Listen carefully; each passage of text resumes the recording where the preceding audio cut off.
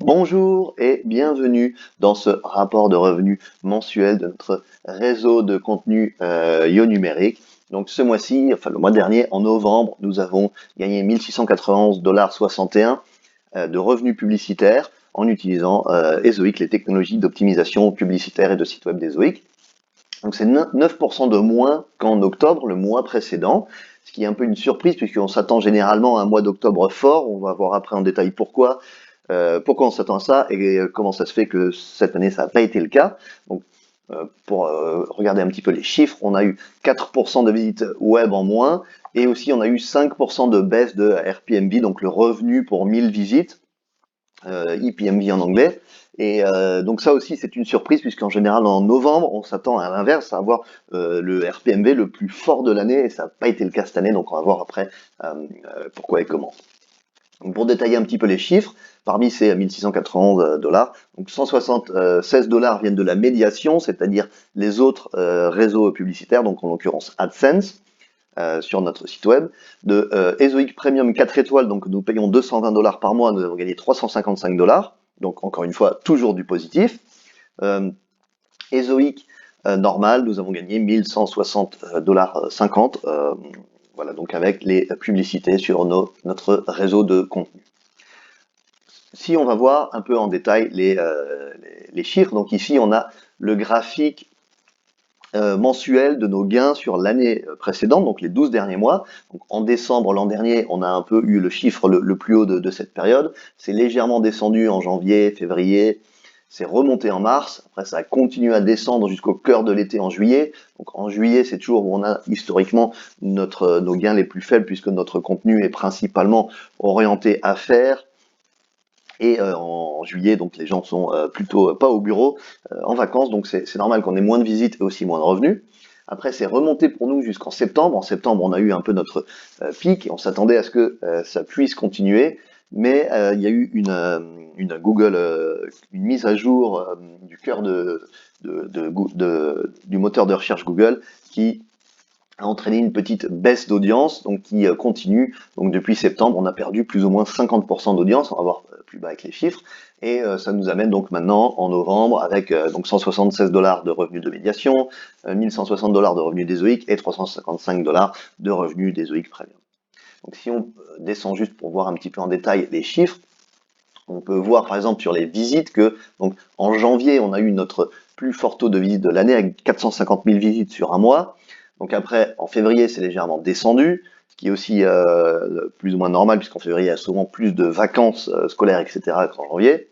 En mars, on est remonté à un niveau plutôt acceptable, et après, à partir de mars, ça a commencé à tout doucement descendre, donc on est resté autour de 400 000, après on est descendu à 350 000, remonté à 380 000 en août, et en septembre, avec la mise à jour Google, donc on a commencé à descendre, et voilà, donc maintenant on est autour de 250 000.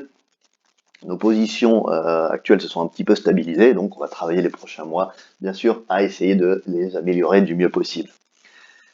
Et si on a un regard sur le PMV, donc les gains pour 1000 visites, qui est la meilleure moyenne de mesurer les revenus pour les visites sur un site web. Donc l'an dernier, juste après donc le Black Friday de l'an dernier, donc on avait un UPMV en décembre de 7 $, ce qui était quasiment notre plus haut historique à l'époque. Après, c'est légèrement descendu, c'est resté autour de 5 $, ce qui est normal en janvier, remonté proche de 6 $ en février, légèrement dépassé les 6 $ en mars, et resté à 6 $ en avril, descendu en dessous des 6 $ en mai, descendu, resté en dessous des 6 $ en juin, descendu en dessous des 5 $ en juillet, bon, ce qui est plus ou moins normal, en tout cas, on s'y attend avec les vacances, et ensuite on est remonté, donc 5,75 $ en août, 7,40 $ en septembre, notre EPMV le plus fort, donc EPMV global le plus fort jamais enregistré, donc bien sûr, suivant les pays, etc., le PMV est plus ou moins élevé, mais en moyenne, globalement sur notre réseau de contenu, donc un EPMV de 7,40 $ en septembre. Et à partir de septembre, c'est légèrement descendu, et ça c'est un peu la surprise, ça s'explique bien sûr à cause du contexte actuel, et donc les dépenses publicitaires ne sont pas du tout ce à quoi on s'attend, puisque donc avec la crise énergétique, etc. qui se passe en ce moment, c'est donc un petit peu difficile.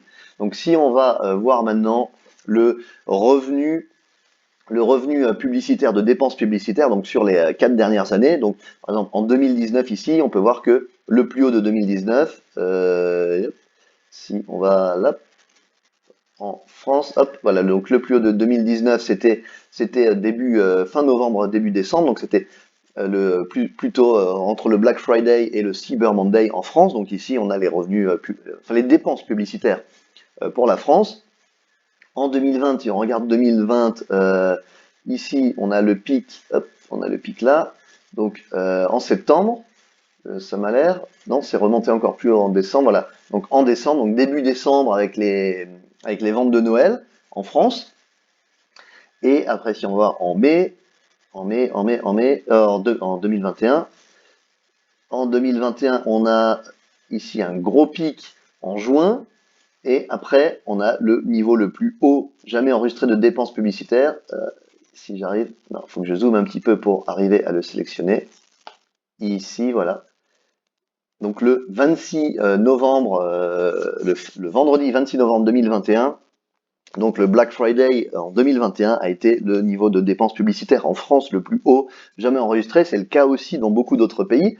Donc en France, on a un petit peu une particularité, c'est que pour nous, le Black Friday, c'est important, mais c'est pas aussi important que Noël qui arrive juste après.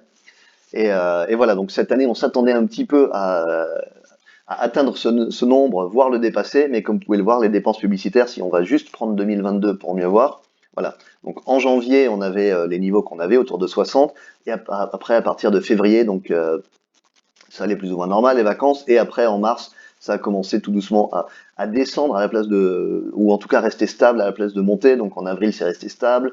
En mai, c'était un peu plus bas. En juin, c'est légèrement remonté. Après, c'est bien descendu en juillet, ce qui est normal avec les vacances. En août, ça continue à descendre. Et maintenant, en septembre, les dépenses publicitaires en France sont à peine remontées. En octobre, à peine remontées. En novembre, à peine remontées. Donc on a eu quand même un petit pic pour le Black Friday du 25 novembre, mais on était seulement à 65% du pic de l'an dernier, donc ça reste très bas. Donc les publicitaires sont frileux, ils dépensent peu dans les publicités, et c'est pour ça après qu'on se retrouve, nous les éditeurs web, avec des revenus peut-être un petit peu plus bas que ceux à quoi on s'attend, mais forcément ça va, on l'espère en tout cas, ça va revenir, ça va s'arranger, la situation globale va s'arranger et les dépenses publicitaires vont revenir. Donc pour ce qui est de notre propre réseau de contenu, donc ce qu'on a fait déjà pour essayer de remonter donc dans les résultats Google, c'est on a travaillé sur notre EAT, donc notre autorité, trustworthiness, j'ai du mal à traduire les termes en français, mais en tout cas, on a fait en sorte que nos contenus, nos articles mettent plus en avant les auteurs, les profils des gens qui les ont créés, l'expertise qui est derrière le contenu qu'on crée. Voilà, donc c'était notre rapport de revenus pour novembre. Dites-nous en commentaire comment se portent vos revenus, qu'est-ce que vous comptez faire, quelle est votre stratégie pour donc pallier à une baisse si vous avez une baisse, et sinon pour gérer votre hausse si vous avez une hausse, qu'est-ce que vous allez faire de cette hausse. Voilà, merci pour votre attention et à bientôt pour un nouveau rapport de revenus.